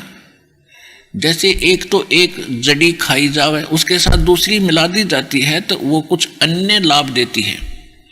तो इस प्रकार परमात्मा ने जन्म मरण के रोग काटने के लिए एक फार्मूला तैयार करके हमें दिया है कि ऐसे ऐसे भक्ति करो। प्रथम मंत्र के अंदर जो तुम ओम और जो मंत्र तत्व भी साथ में उसमें है एक, उसका जो जाप करते हो वो एक सामूहिक पुड़िया बन गई, सभी का मिश्रण बन गया, तो वो कुछ और लाभ करेगा। और यहां दो का योग करके जो श्वासे सिमन आपको दिया गया है, ये कुछ और लाभ देगा। और फिर इसके साथ सार नाम जोड़ दिया जाएगा। सार नाम फिर अलग से आपको मिलेगा, फिर इनका एक विशेष और गुण मिलेगा। तो इस प्रकार ये मोक्ष मार्ग प्राप्त होगा, हमें मिलेगा, मोक्ष मिलेगा। अब जो प्रसंग चल रहा है कि हमारे सदग्रंथ जो हैं कौन सा मार्ग बताते हैं, कौन सी साधना बताते हैं। गीता अध्याय नंबर 8 के श्लोक नंबर 13 में गीता ज्ञानदाता कहता है कि मेरा एक ओम अक्षर है, ओम इति एकाक्षरम ब्रह्म व्यवहारण माम अनुसमरण ये पर्याति तजन देहम सयाति परमाम गति। माम ब्रह्म, मुझ ब्रह्म का केवल ओम एक अक्षर है और अंतिम सांस तक इसका उच्चारण करके सिमरण करता हुआ जो जाता है, ओम से मिलने वाली परम गति को प्राप्त होता है। तो ओम से मिलने वाली कौन सी परम गति है? ब्रह्मलोक प्राप्ति होती है। गीता अध्याय नंबर 8 के श्लोक नंबर 16 में कहा है कि ब्रह्मलोक में गए हुए प्राणी भी वापस जन्म मरण में आते हैं। और ये खुद कहता है अर्जुन तेरी मेरी जन्म मृत्यु बनी रहेगी। ओम नाम गीता ज्ञान दाता का जाप है। ये ब्रह्म बोल रहा है गीता श्री कृष्ण में प्रवेश करके, जैसे भूत बोलते हैं। फिर यह संकेत करता है कि परम अक्षर ब्रह्म की भक्ति करनी है। गीता अध्याय नंबर 17 के श्लोक नंबर 23 में कहा है, ओम तत्सत इति निर्देश ब्रह्मणे त्रिविध समर्थ है। ब्रह्मणे माने उस सच्चिदानंद घन ब्रह्म यानी परम अक्षर ब्रह्म यानी सत्य पुरुष अविनाशी परमात्मा की भक्ति का केवल ये 3 मंत्र का जाप है। यही निर्देश है। निर्देश माने फाइनल ऑर्डर, नथिंग एल्स। ये अंतिम दिशा आपको निर्देश दिशा दी जा रही है कि इसके अतिरिक्त और कोई मंत्र नहीं है। तो इसके विषय में यह कहता कि मैं नहीं जानता। यह कहता है कि उस परमात्मा के जो यथार्थ मंत्र हैं मैं नहीं जानता, तो तत्वदर्शी संत से पूछो। तो वो तत्वदर्शी संत या तो परमात्मा होते हैं या परमात्मा का दास होता है। और जो परमात्मा का भेजा हुआ दास होता है उसके विषय में कहा है, मम संत मुझे जान मेरा ही स्वरूपम। मेरे ऐसे संत को मेरा ही रूप समझ लेना, उसमें भिन्नता मत मानना। क्योंकि परमात्मा ने वही पावर जो आपको पर्याप्त होती है और वही भक्ति सिद्धि साधना उस दास को दी हुई होती है। तो अब जो प्रसंग चल रहा है हम उस पर आते हैं। पहली बात तो ये है कि हम भक्ति करते तो हैं लेकिन कर रहे हैं मनमाना आचरण। और जो साधना हम कर रहे थे उससे जो सुख हो रहा था हम सोचते थे इन्हीं देवताओं ने हमें दिया है। अब वो भक्त यहाँ से हजारों की संख्या में बैठे हैं जो साधना वही करते थे, पहले उनको सुख हो रहा था और फिर कर टूट गए घर पे। तो उन साधनाओं ने फिर क्यों ना मदद करी आपकी। और परमात्मा की वाणी सूक्ष्म वेद कहता है कि दुख में सुमन सब करें और सुख में करे ना कोई, और जय सुख में सुमन करें तो दुख का ही को होए। तो आप तो जन्म जात उन साधनाओं को कर रहे थे, सुखी थे तब भी वो साधना कर रहे थे, भक्ति कर रहे थे जैसी तैसी तुम्हें पता था। और उनके करते करते फिर दुख हो गए। उसका यही कारण था कि आपके पूर्व जन्म की बैटरी चार्ज थी, वो पुण्य संग्रहित थे आपके पास इकट्ठे थे और वो आप खा रहे थे, बरत रहे थे, खर्चो खाओ। और जब पुण्य आपके समाप्त हो गए और पाप कर्मों का दौर शुरू हुआ, फिर पाप कर्मों ने कहर तोड़ दिया। और जो साधना आप कर रहे थे और मानते थे कि इनसे सुख हो रहा है, अब वो कहाँ गई वो साधना है आपकी। अब दुख में तो दुख परमात्मा ने या दुनिया करे, लेकिन सुख में भी कर रहे थे आप तो। और फिर परमात्मा की वाणी है दुख सुख में सुमन करे तो दुख नहीं हो सकता। तो वो साधना नहीं मिली जिसके ऊपर ये वाणी अप्लीकेबल होती है। उस साधना के ना मिलने से वो भक्ति करते हुए दुखी हो रहे हो, तो वो भक्ति ठीक नहीं थी। परमात्मा कहते हैं कि भक्ति भी करते हो और शास्त्र विदिता का मनमाना आचरण आप कर रहे हो, तो वो भी आपका व्यर्थ है। फिर आपको सही भक्ति मिल गई, सत साधना भी मिल गई और आपको विश्वास नहीं भगवान में, आप जो साधना कर रहे हैं उस पर विश्वास नहीं है, परमात्मा क्या कर सकता है,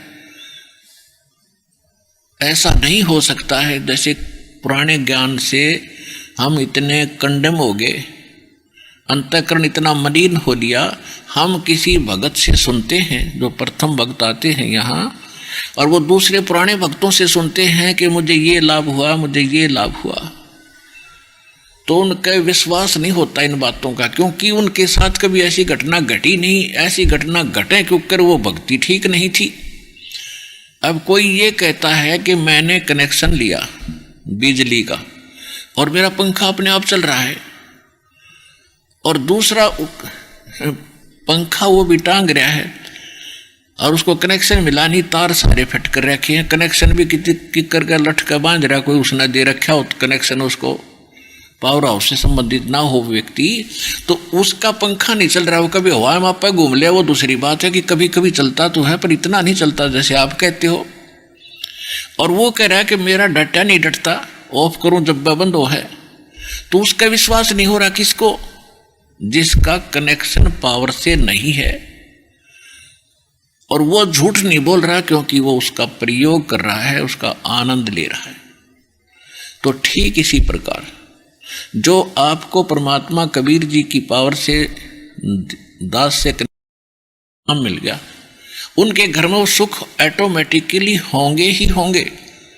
और दूसरे जो गुरु भी बना रहे हैं, उन गुरुओं के पास आगे कनेक्शन भगवान से है नहीं, तो वो समझ लो कि कर लठ का तार बांध गए, आगे तुम्हें कनेक्शन दे बैठा है, वो कति नरा निकम्मा आदमी है, उसका पावर से कनेक्शन नहीं है, परमात्मा से जोड़ नहीं जुड़ा हो व्यक्ति, जिसको आप गुरु मानकर उससे नाम लिए बैठे हो। जब आप पावर से जुड़े हुए किसी तार से जुड़ोगे तो फिर आपके भी पंखे ऐसे ही खखाट ठावेंगे, ऐसे ही चलेंगे। फिर बात रही कि हो सकता है, फिर बात रही कि हो सकता आपके पंखे में डिफेक्ट हो, कनेक्शन भी ठीक ले लिया हो आपने, तो फिर अपने पंखे ने संभाला, उसको ठीक कराओ, फिर काम वो तो होंगे ही होंगे। तो आपके अंतःकरण में विश्वास होना अनिवार्य है। तो दास आपको एक कथा सुना होगा। ये दास पहले हनुमान पुजारी था और वो वही साधना करते थे जैसे आम हिंदू भक्त करते हैं। और हम इतना विश्वास अवश्य रखते थे कि हम सुना करते कथा के भगवान श्री कृष्ण जी ने द्रौपदी का चीर बढ़ा दिया,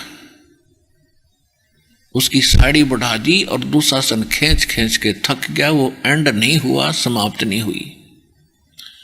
तो हम बड़े खुशी होते थे, भगवान में दृढ़ता घनी आती थी। फिर हम सुनते थे कि नरसिंह जी की हुंडी भगवान ने उसको कैश करके दे दी, यानी नरसिंह जी को 500 रुपये परमात्मा ने स्वयं आकर दिए। नरसिंह जी की बेटी का भात भरा और असरफी और मोरों की वर्षा कर दी, चांदी के सिक्कों की। तो हम ये सुना करते और हम मानते थे ऐसा बिल्कुल भगवान कर सकता है। फिर हम इन आर्य समाज के शेरफेरों से सुनते थे कुछ बातें, इनके आचार्यों से, तो ये क्या कहते थे कि नहीं ऐसा नहीं हो सकता, ऐसा नहीं हो सकता, ये कभी हो सकता है, कभी साड़ी चीर बढ़ सकता है। तो हम इतने दृढ़ नहीं थे, हम ये भी मान लेते भी ऐसा भी होगा, ये तो वैसे लोक वेद वैसे बकवाद गढ़ रखी है, ऐसा नहीं होता, क्योंकि हम दृढ़ नहीं थे। हमें स्वयं कोई ऐसा परमात्मा ने चमत्कार हमारे लिए करया नहीं था जिससे हम दृढ़ता से कह सकें कि ऐसा हो सकता है।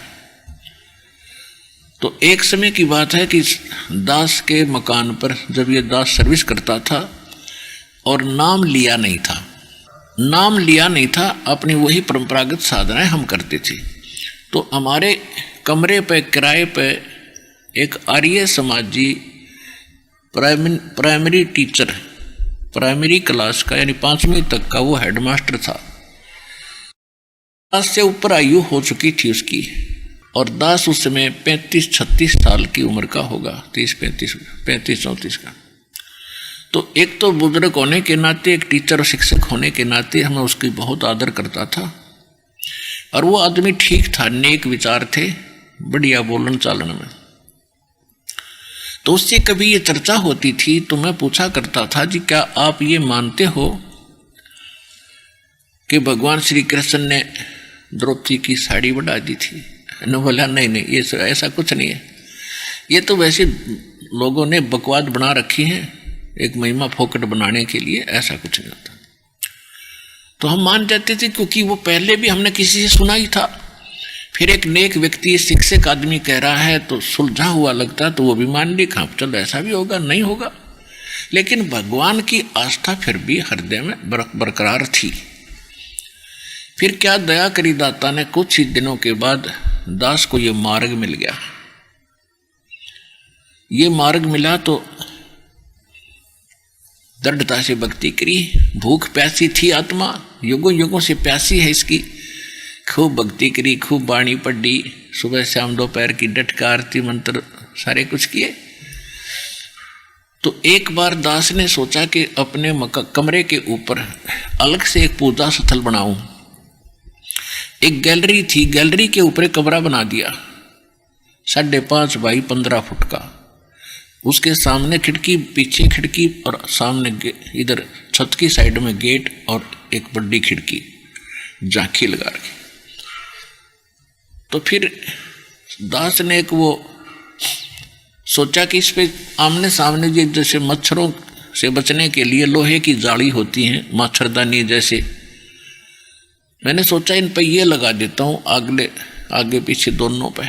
एक पर लगा रखी थी, लगाई आई थी, वो पुराना लाया था मैं, बड़ा जंगला किसी का उतरा हुआ था, जैसे पुराने जो मकान फोड़ रखा था, वो बढ़िया लकड़ी बताया करते, वो बढ़िया लकड़ी थी, वो लिया था। आमने सामने वाली के उसके जाली लगी हुई थी, उनका ठीक होना।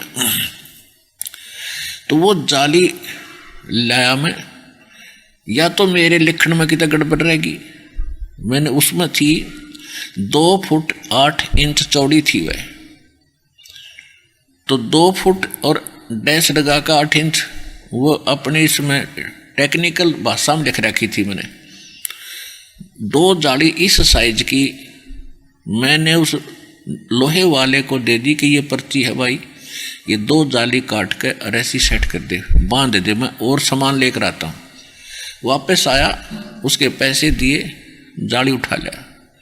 तो मैंने घर आकर के बच्चे से बड़ा लड़का छोटी सी उम्र का था, 12-13 साल का, एक किराएदार था, वो 20-25 वर्ष का था, अन्य कोई किराएदार, उन दोनों से कहा, वो अच्छा भक्त था, सेवा करता था, कि ये दोनों जाली लगा दो इन दोनों के जंगलों पर। उन्होंने सीढ़ी साढ़ी ला कर जुगाड़ जोड़ के और वो जाली लगाने लगे। वो जाली लगाने लगे तो उन्होंने कहा जी ये तो छोटी है। तो मैंने खुद जाकर देखा तो उसको ऐसे सेट करा तो ऐसे तो वो ठीक आ जा, लेकिन चौड़ाई में कम, 9-8 इंच कम। फिर मैंने ऐसे करके देखा, वो भी गलत नहीं हुई। तो मन में आया कि भी उसने गलत काट दिया, छोटी दे दी। दूसरी देखी, वो भी सेम। फिर इतना हमारा स्वभाव था कि वे किसी गिल क्यों माथा मारा, पता नहीं वापस करेंगे कि ना करेंगे, इसको रख दो उठा के। वो दोनों डाल दी, उसकी माँ ने उठा करके वो ऊपर स्टोर में डाल दी। 6 महीने बीत गए। उसके कुछ दिन के बाद दास ने ये पुस्तक छपवाई, भक्ति बोध, और दास पुस्तक छपवा कर अपने गुरुदेव को दिया करते थे और गुरुदेव उनको फिर अपने भक्तों में बांटा करते थे फ्री ऑफ कॉस्ट, जिनको दीक्षा देते थे। दास को उस समय दीक्षा देने का अधिकार नहीं था, अपनी भक्ति करता था, जितनी सेवा हो सकती थी उतनी सेवा भी करता था। मेरे पूज्य गुरुदेव जी अधिकतर पंजाब में रहते थे। उनका पंजाब के अंदर 3 स्थान थे, एक खन्ना में, एक मोगा में, एक तलवंडी भाई जिला फिरोजपुर में, और चौथा था नजफगढ़ के अंदर अनाज मंडी के पास। वो ज़्यादातर तलवंडी भाई रहते थे या मोगा के अंदर रहते थे, और यहाँ छुड़ानी आते थे केवल वो साल में, वर्ष में 2 बार। एक तो गरीबदास जी का बोध दिवस होता था मार्च में, और एक उनका होता था भादवे के अंदर निर्वाण दिवस गरीबदास जी का। तो उन दिनों आते थे, तो उस समय दास ने वो पुस्तक बनवा कर रख ली गुट के भक्ति बोध के, और उस पूजा स्थल पर एक तख्त रख के उसके ऊपर रख दी कि गुरुजी आएंगे उन्हें दे दूंगा। तो तब वो फागुन में आने थे, फाल्गुन में, तो तब तक एक रेनी सीजन, वर्षा का मौसम भी जा चुका था। तो मैंने क्या देखा कि जिस खिड़की में वो जाली नहीं लगी थी उसके अंदर से चूहे घुस गए और उनको काटना शुरू कर दिया पुस्तकों को। मैंने इन बच्चों से कहा कि भाई जो वो जाली थी दोनों, वो छोटी तो थी, उन दोनों को ओवरलैप करके एक खिड़की को कवर कर दो, दूसरी तो गली में है, उधर से चूहे आते नहीं, और ये अंदर की साइड में मकान से इसके अंदर घुस रहे हैं, तो इन दोनों को एक दूसरे के ऊपर करके इसने कवर कर दो। ऐसा दास कहकर अपनी ड्यूटी पर चला गया। तो ये बालक था, बड़ा लड़का छोटा ही, उसकी माँ कहती रही तेरा पापा कह गया है तो इसने लगा दो। दोनों भाई लगा के सीढ़ी साढ़ी। वही किराएदार जिसके सामने वो छोटी सिद्ध हुई थी, तो वो किसी फैक्ट्री में नौकरी करता था। वो शाम में 5 बजे के बाद आया और मैं आया 6 बजे। तो मुझे तो लगन थी आते ही कि उन्हें लगा दी होगी तो ठीक है ना, मैं साथ लग कर लगवाऊंगा, वो तो घना खराब कर देंगे चूहे। मैंने आकर देखा खिड़की लगा रखी जाली, और एक जाली वहीं पड़ी नीचे जहां वो लगा रहे थे, वहीं पर नीचे, और वो खेलने चले गए। मैंने इनकी माँ से पूछा कि ये जाली बदलवा लाए क्या ये बच्चे? तो वो कह रही थी कहाँ बदलवाओ थे आपके जाते कहने लगी थी। मैं इसने भाई इसने लगा दे, यूँ खेलता रहा, तेरे आपके आने का टाइम हुआ जब ये न लाई है, दोनों ने डरता ने। अब मैंने उतार कर दिया स्टोर से चौकी। तो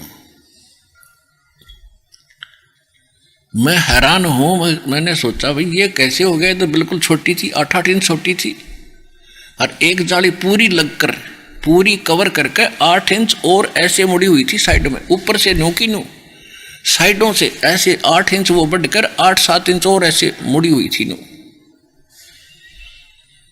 मेरे यह बात गले उतरे नहीं, क्योंकि हमारे साथ कोई ऐसा चमत्कार मालिक का होया नहीं था। बेशक थे हम भगत बने हुए थे।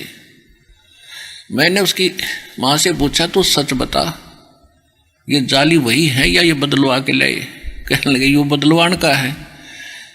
यो कहाँ बदलवा था? गेर में से कहा कि दोनों ने, ये तो वही मैंने उतार कर डाली है। यो बालक है, इसने कहाँ बदलवान की ऐसी पता है?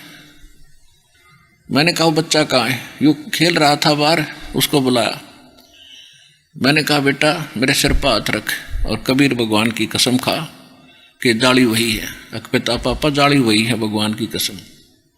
अपने आत्मा हमारे साथ ये घटना कभी घटी नहीं थी, मैंने सुनी थी आज तक। तो पुण्य आत्मा उस दिन के बाद दास का जीवन बदल गया।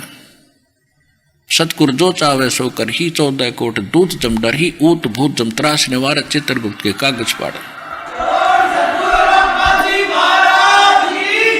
तो फिर उस किराएदार से पूछा मैंने कि भी सच्ची बताओ कि जी अभी आंटी ने उतार कर दी थी स्टोर से, हम दोनों लगाई है। मैंने उनसे कहा कि भाई ये छोटी नहीं थी जब तुम लगा रहे थे? तब उसको याद आया कहाँ ये तो छोटी थी और मेरे सामने ये स्टोर में डाली थी पहले। तो कह रहे तो आश्चर्य हो गया। बोला बेटा मुझे मालूम है क्या हो गया। तो फिर दास को इतना दृढ़ विश्वास हुआ और उसका ये प्रतिफल ये हुआ, यू बाग लाग गया भगवान का। जब तक हम डगमग है, विश्वास नहीं होगा तो हम भक्ति भी नहीं कर सकते। कोई ना कोई हमें डगमग करके हमारी भक्ति और रास्ते का नाश कर देगा। तो फिर जो लगन लगी इस दास के, अब चाहे को सारा देश न्यू का भगवान न्यू नहीं कर सकता, दास नहीं मान सकता, भगवान ना नहीं, फिर वो कुछ कर ही नहीं सकता, तो वो तो नकली आदमी है। तो कुछ दिनों के बाद क्या हुआ कि फिर मैंने सोचा कि ये कितना अच्छा आदमी है, आर्य समाज का जो व्यक्ति है, दयानंद के विचारों से प्रभावित है और ये नहीं मानता कि भगवान कुछ ऐसा कर सकता है, तो ये बहुत अच्छा आदमी है, मेरी बात ने जरूर मानेगा। क्योंकि मैं कोई लटोटर करनिया ना, मैं कोई दुनिया को ठगने वाला नहीं ना, कोई जब तक उपदेश देने का भी आदेश था, कोई ने सोचा लालच में कर रहा होगा, तो इसको मेरी बात का विश्वास होगा। और कोई मैं अनएजुकेटेड नहीं, जूनियर इंजीनियर की पोस्ट थोड़ा बहुत पढ़ा भी हूँ, तो मेरी बात शायद यूँ जरूर मानेगा। तो मैंने उसको बुलाया अपने बैठक में, ड्राइंग रूम में, और उनसे फिर चर्चा शुरू की। बच्चे वहीं बुला लिए, इनकी माँ बुला ली, और मैंने कहा जी मास्टर जी, क्या आप मानते हो कि भगवान श्री कृष्ण ने साड़ी बढ़ा दी थी? कैसी बात करते हो आप? नहीं नहीं, ऐसा कुछ नहीं हो सकता। मैंने कहा कि देखो ये सामने जाली लगी है बाहर, आप देख लो बेशक, और ये जाली छोटी थी 8 इंच, 8 इंच तक पूरी होगी, 8 इंच और बढ़ रही है, यानी लगभग 16 इंच ये और बढ़ गई हमारी जाली, लोहे की बढ़ गई। आप विश्वास करो हमारे पे। वो एकदम लाल हो गया, कैसी बात करते हो, ये कभी हो नहीं सकता, अब मेरे सामने करके दिखाओ। मैं बड़ा हैरान हुआ, यार आदमी दिखा था बढ़िया, ये तो गोबर है कतिया डंगा डांगर, क्या बोला, कहते आप करके दिखा। मैंने कहा जी मैं ये नहीं कहता कि मैंने कराया, भगवान ने किया, कैसे मैं नहीं मानता। तो मैं चुप हो गया और अंदर से दुखी हुआ। तो दुखी आदमी का चेहरा भी बदल जाता है। तो उसने सोचा मकान मालिक है भाई, दुखी हो गया तो उसने बात घुमाई, कहने लगा कि आप इंजीनियर हैं, आप भी इन बातों पर विश्वास करते हो? मैं नहीं बोला उससे कुछ भी। कहने लगा देखो मैं बताता हूँ महर्षि कैसे होते हैं। महर्षि दयानंद इतने पहुंचे हुए महापुरुष थे कि एक समय वो कमरे में बैठकर योग अभ्यास कर रहे थे, आसन पद्म लगा के, और वो जमीन से उठते थे और छत के सिर लगा के वापस आकर जमीन पर बैठ जाते थे। और उसको देखने वाला एक नौकर था, दूध के लिए खाने के लिए बताने गया था, झांकी से देखा, औरों को बुलाया, यानी वो प्रमाणित करना चाहता था कि मैं झूठ बोलता हूँ, यानी इस प्रकार घना न देखा हो। वो जमीन पर से उठता था, छत के सिर लगा के वापस आ जाते थे। ये होते महर्षि। मैं बोला झूठ, कति झूठ, तू करके दिखा मेरा दाव लग गया फिर।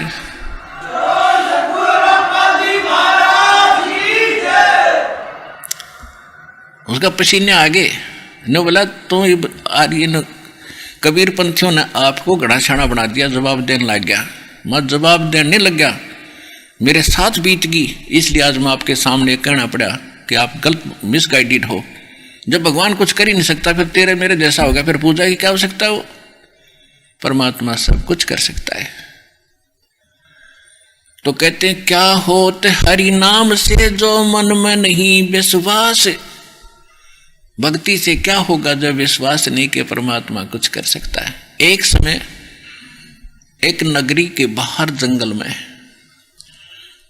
एक तो 40 वर्ष से साधक साधना कर रहा था, बड़ी बड़ी दाढ़ी जटा, बड़ा सुप्रसिद्ध था उस क्षेत्र में।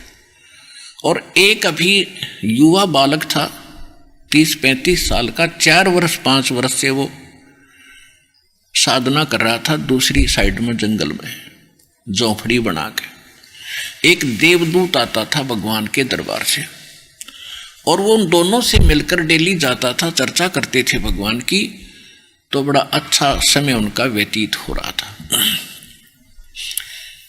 एक दिन उस देवदूत ने परमात्मा भगवान से कहा कि भगवान आपके बड़े भक्त हैं वहां पर एक नगर में, बहुत ही आपका गुणगान करते हैं, आप पर न्यौछावर हैं।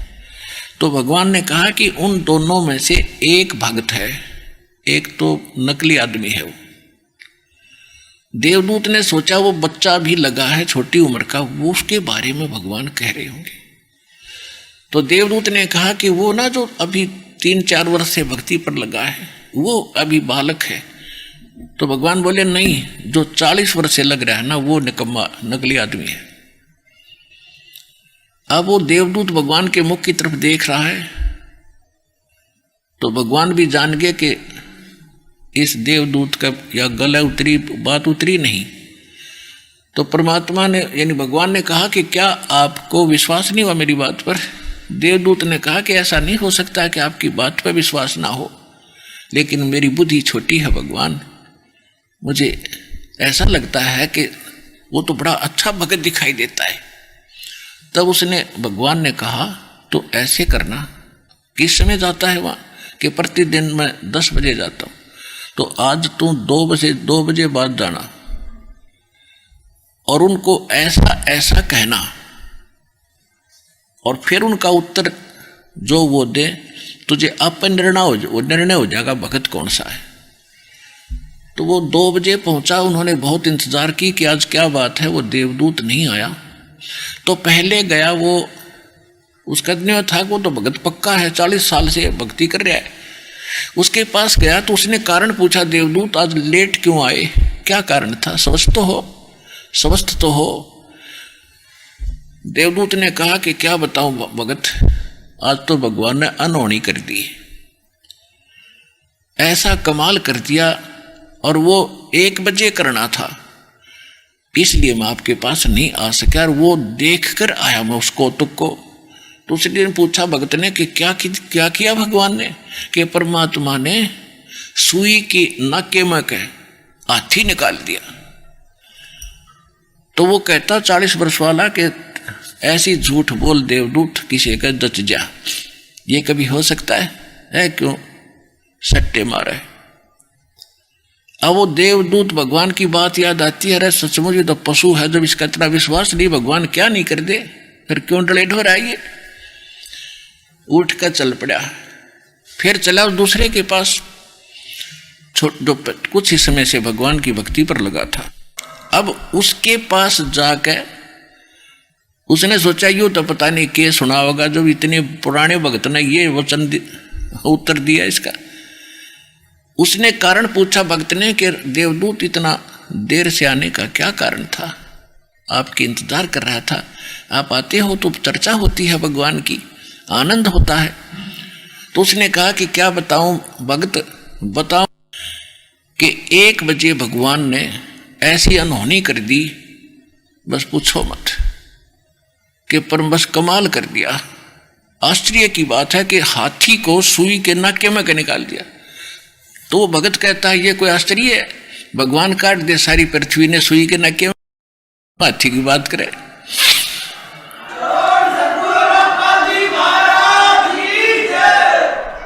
वो देवदूत ने उस बच्चे को सीने से लगा दिया, धन है तेरे माता पिता जिनसे जन्म हुआ। जब भगवान पे विश्वास नहीं है तो फिर डले क्यों ढो रहे हो, क्यों भक्ति कर रहे हो? भगवान जो चाहे सो कर सकता है। क्या बताते हैं सूक्ष्म वेद में गरीबदास साहिब ने परमेश्वर कबीर जी की महिमा बताई है। मौला थल से जल करे और जल से थल कर देत, साहेब तेरी साहेबी श्याम कहूं के श्वेत। अब क्या बताया है कि परमात्मा पूरी पृथ्वी को जल से भर दे, 1000 फुट ऊंचा एक पल में, और सब तहस नहस कर दे, और दूसरे पल में एज इट इज न्यो का न्यो बना दे, जो जहां बैठा जो काम कर रहा है, जितने बच्चे एज इट इज बना देता है। तो कहते हैं परमात्मा तने भला कहूं या बुरा कहूं। एक भक्त था,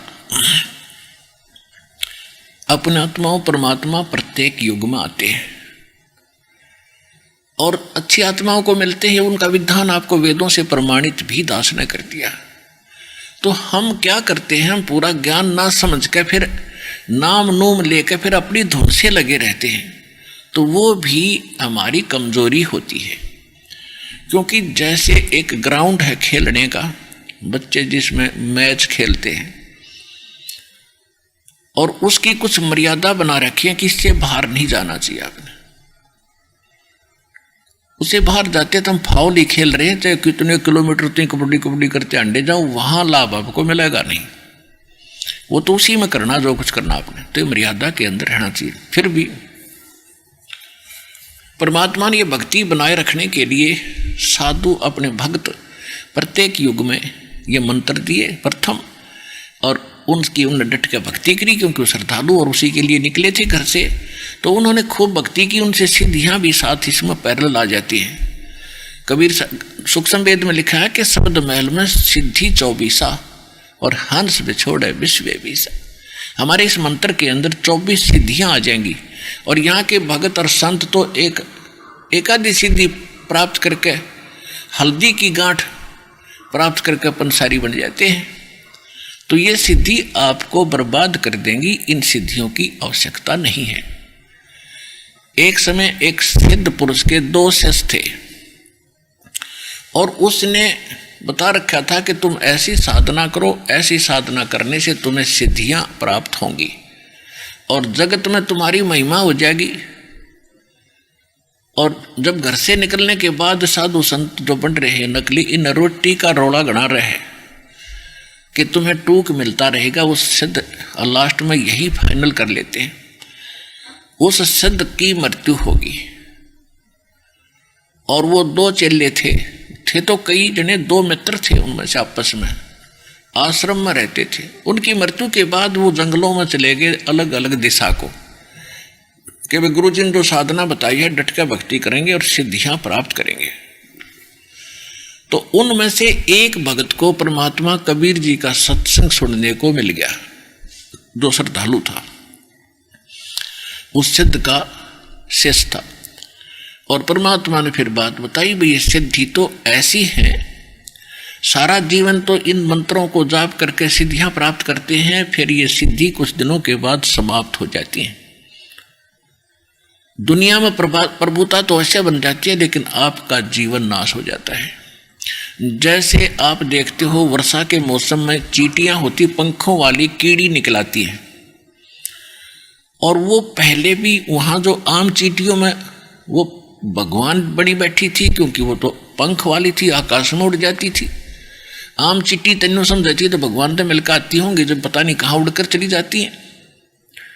वर्षा के मौसम में जब वो चींटियां बाहर निकलती हैं, गर्मी महसूस होती है अंदर, तो बाहर वो क्या देखती हैं, दीपक या कोई लैंप, बल्ब, ट्यूब, उसके चारों तरफ टक्कर मारती रहती हैं, और कुछ देर घंटे के बाद उनकी वो सारी पंख टूट जाती है, और फिर वो जमीन पर गिरकर रेंग रही होती हैं आम कीड़ी की तरह। यानी वो पंख टूटने के बाद वो चींटी की चींटी है, पहले भी चींटी ही थी, उनका भ्रम हो गया था, आकाश में उड़कर पता नहीं के पा लिया।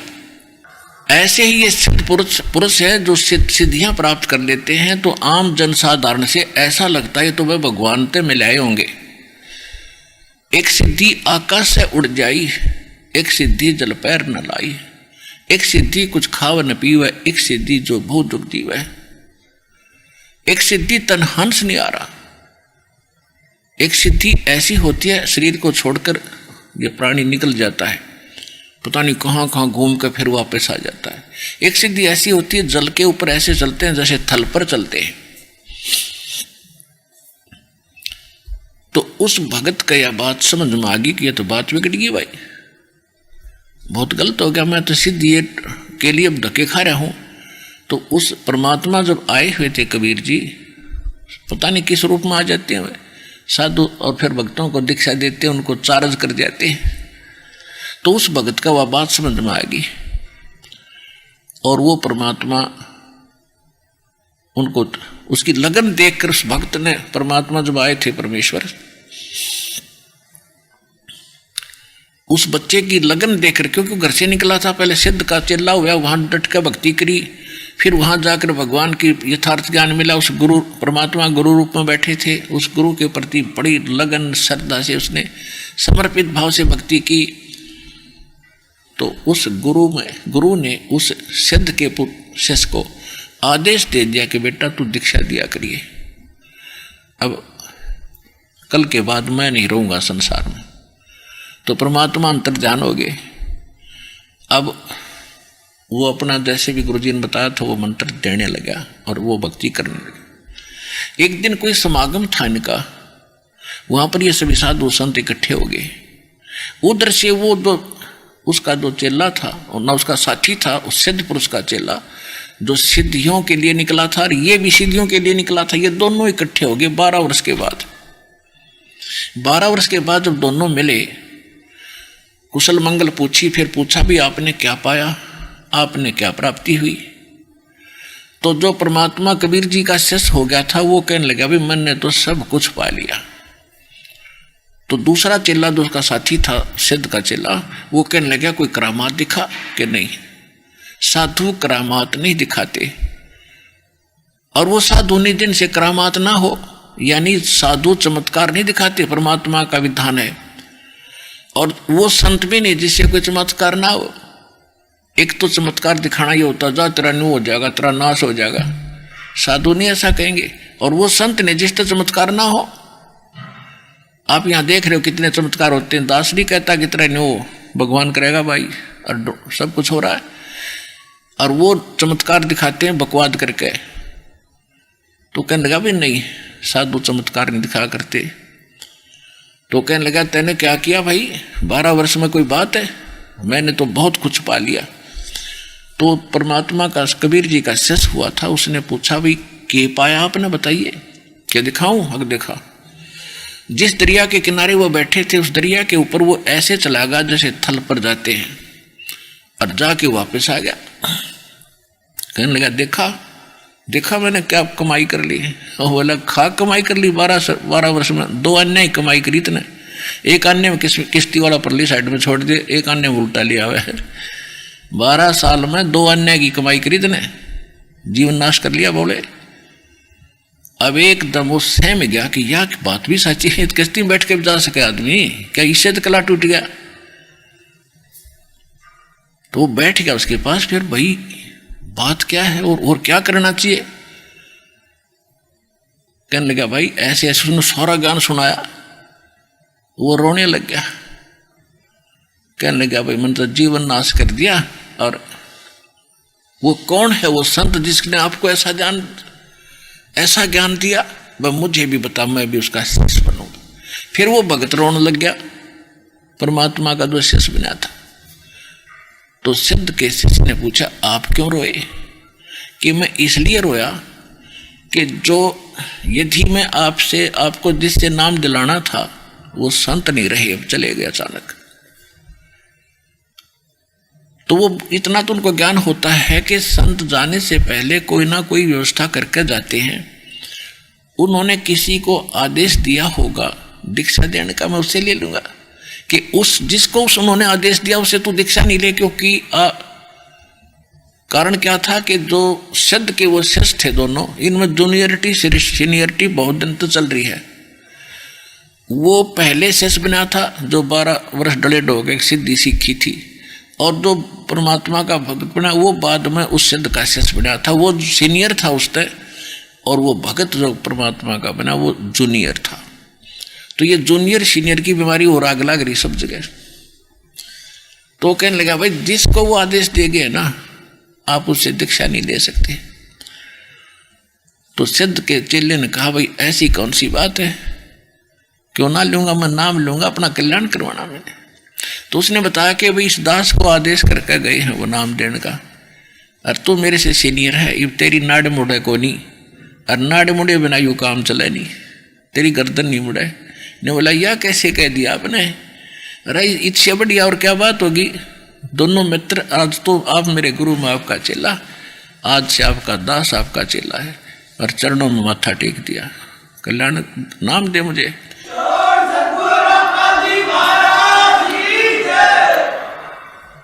तो पुण्यात्मा कहते हैं वक्त पर है सौदा करे, और बाढ़ में जाओ वो नकली ज्ञान है। तो ये साधु संतों के लक्षण होते हैं, और ऐसे ये भक्ति मार्ग अपना प्रफुल्लित होगा। इस प्रकार हमने इस मार्ग को आगे बढ़ाना है। अपनात्मा हमने अभी तक लोकवेद सुने हुए थे,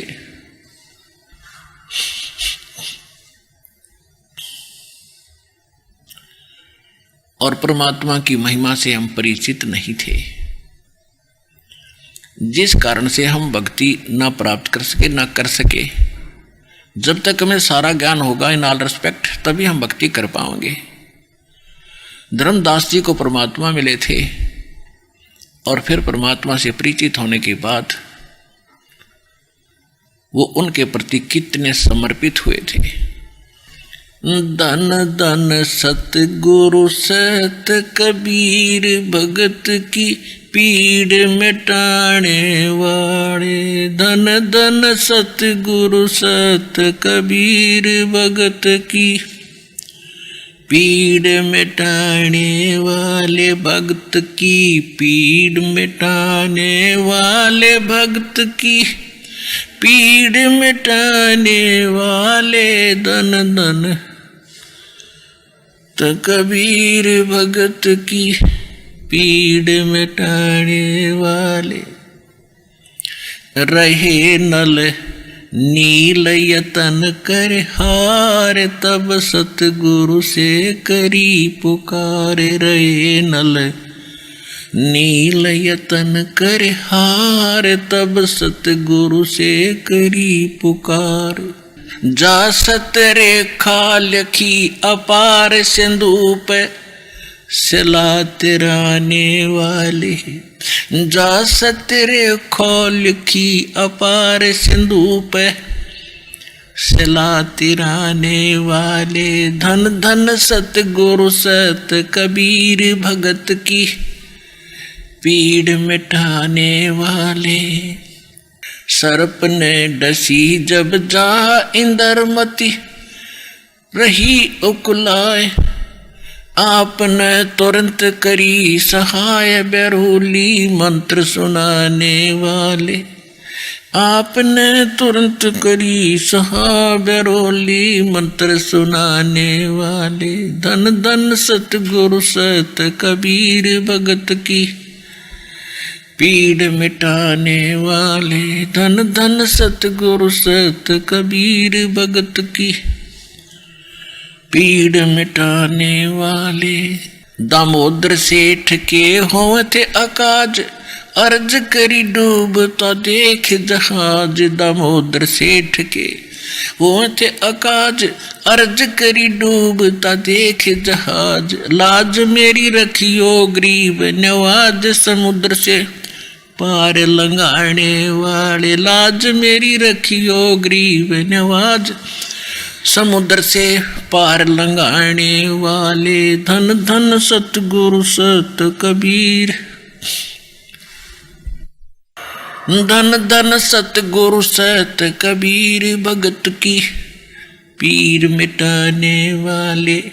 कह कर जोड़ दीन धर्मदास दरस दे, पूर्ण करियो आस। कह दीन धर्मदास दरस दे, पूर्ण करियो आस।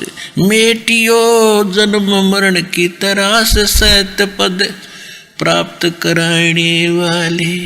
मेटियो जन्म मरण की तरास, सत पद प्राप्त कराने वाले। धन धन सतगुरु सत कबीर भगत की पीड़ मिटाने वाले। साथ साहेब